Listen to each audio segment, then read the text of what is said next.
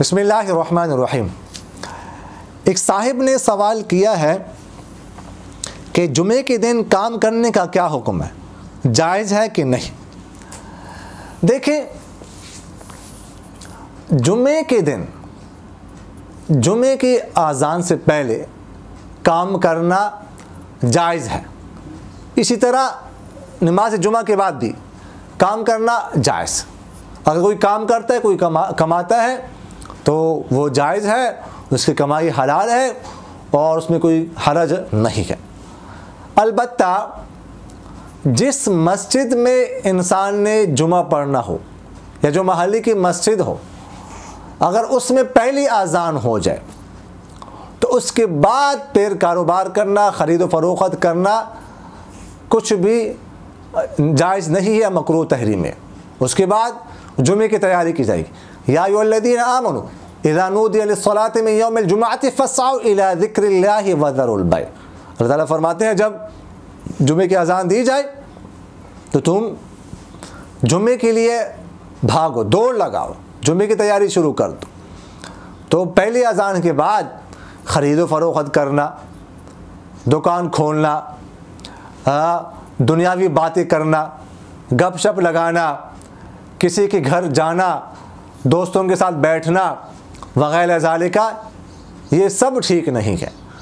صرف اور صرف جمعے کی تیاری کی جائے، بس جمعے کی تیاری کر کے فوراً جو ہے نا وہ جانا پڑے گا نماز جمعہ کے لیے، اور جمعہ کا جو خطبہ ہے وہ سننا واجب ہے۔ تو اس کے بعد سے لے کر پہلے اذان سے لے کر نماز جمعہ تک اس دوران کام نہیں کر سکتے۔ اس سے پہلے اور جمعے کے بعد کام کرنے میں کوئی حرج نہیں ہے، یہ کر سکتے ہیں اور کام کرنا جو ہے وہ جائز ہے۔ بعض لوگ یہ سمجھتے ہیں کہ جمعے کے دن صبح سے لے کر شام تک کسی قسم کا کوئی کام نہیں کر سکتے، کسی نے کوئی کام کیا ہے تو یہ کام یا یہ اس کی تنخواہ حلال نہیں ہے، حرام ہے، اور یہ اس پر کوئی نحوست آتی ہے، بے برکتی آتی ہے، ایسی کوئی بات نہیں ہے۔ ایک صاحب نے یہ سوال کیا ہے کہ کیا یہ بات حدیث شریف میں ہے کہ روزانہ خانہ کعبہ پر ایک فرشتہ نازل ہوتا ہے اور وہ چیزوں کے نرخ مقرر کرتا ہے؟ کیا کوئی ایسی حدیث ہے؟ دیکھیے گا، ایسے کوئی حدیث ہمارے علم میں نہیں ہے کہ فرشتہ جو ہے وہ اترتا ہو خانہ کعبہ پر، بیت اللہ پر، اور وہ چیزوں کے نرخ متعین کرتا ہو۔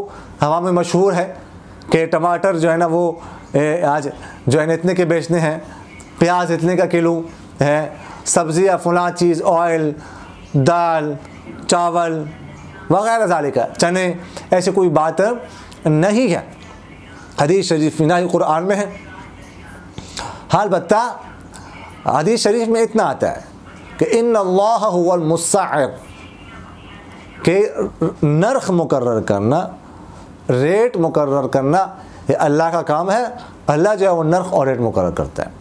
باقی دیکھیے گا، کسی کے پاس کوئی چیز ہے، کسی نے خریدی ہے تو وہ جتنی کی چاہے وہ اسے بیچ سکتا ہے، شریعت کی طرف سے کوئی پابندی نہیں ہے۔